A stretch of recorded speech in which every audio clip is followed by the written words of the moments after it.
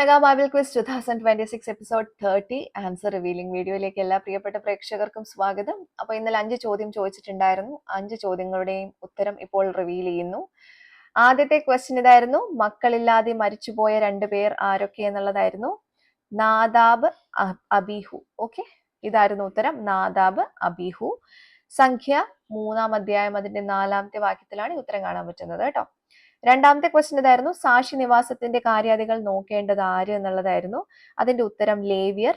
സംഖ്യാപുസ്തകം 1-ാം അധ്യായം 53-ാമത്തെ വാക്യത്തിലാണ് ഉത്തരം കാണാൻ പറ്റുന്നത് കേട്ടോ.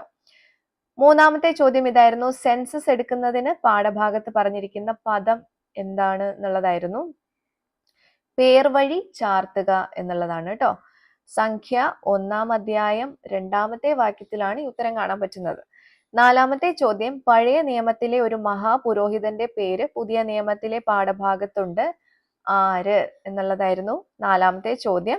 അതിന്റെ ഉത്തരം അബ്യാഥാർ എന്നുള്ളതാണ്. മർക്കോസ് 2-ാം അധ്യായം 26-ാമത്തെ വാക്യത്തിലാണ് ഉത്തരം കാണാൻ പറ്റുന്നത് കേട്ടോ.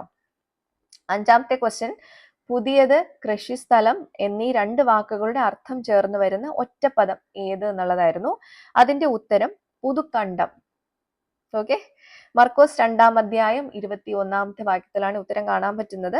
പുതു എന്നുള്ളത് അർത്ഥം പുതിയത്, കണ്ടം എന്നുള്ളതിന്റെ അർത്ഥം കൃഷിസ്ഥലം. ഓക്കെ, എല്ലാവർക്കും ക്ലിയർ ആയി കാണുമെന്ന് വിചാരിക്കുന്നു. അപ്പം ആൻസേഴ്സ് കറക്റ്റ് ആയിട്ട് അയച്ചിട്ടുള്ള എല്ലാവർക്കും കൺഗ്രാറ്റുലേഷൻസ്. തെറ്റിപ്പോയവരും വിഷമിക്കേണ്ട, അടുത്ത ക്വസ്റ്റ്യൻസ് വരുന്നുണ്ടല്ലോ. അപ്പം നമുക്ക് അടുത്ത പോർഷൻസ് വായിച്ച് തയ്യാറായിരുന്നാൽ അടുത്ത ക്വസ്റ്റ്യനുള്ള കറക്റ്റ് ആയിട്ടുള്ള ഉത്തരം നിങ്ങൾക്ക് അയക്കാൻ പറ്റും. അടുത്ത പോർഷൻ എന്ന് പറയുന്നത് സംഖ്യാപുസ്തകം 4 മുതൽ 7 വരെയും മർക്കോസ് 3-ാം അധ്യായത്തിൽ നിന്നുമായിരിക്കും ക്വസ്റ്റ്യൻസ് ഉണ്ടാവുന്നത്. ഇത്രയും ചാപ്റ്റേഴ്സ്, 5 ചാപ്റ്റേഴ്സ് നല്ലോണം വായിച്ച് പഠിച്ചു വെച്ചിരുന്നിട്ടുണ്ടെങ്കിൽ നിങ്ങൾക്ക് അടുത്ത പ്രാവശ്യം ക്വസ്റ്റ്യൻ ചോദിക്കുമ്പോൾ ഈസി ആയിട്ട് ഉത്തരം അയക്കാൻ പറ്റും. അപ്പോൾ എല്ലാവർക്കും അതിനുവേണ്ടി ഓൾ ദ വെരി ബെസ്റ്റ്. എല്ലാവരും നന്നായിട്ട് വായിച്ച് തയ്യാറായിക്കോളും.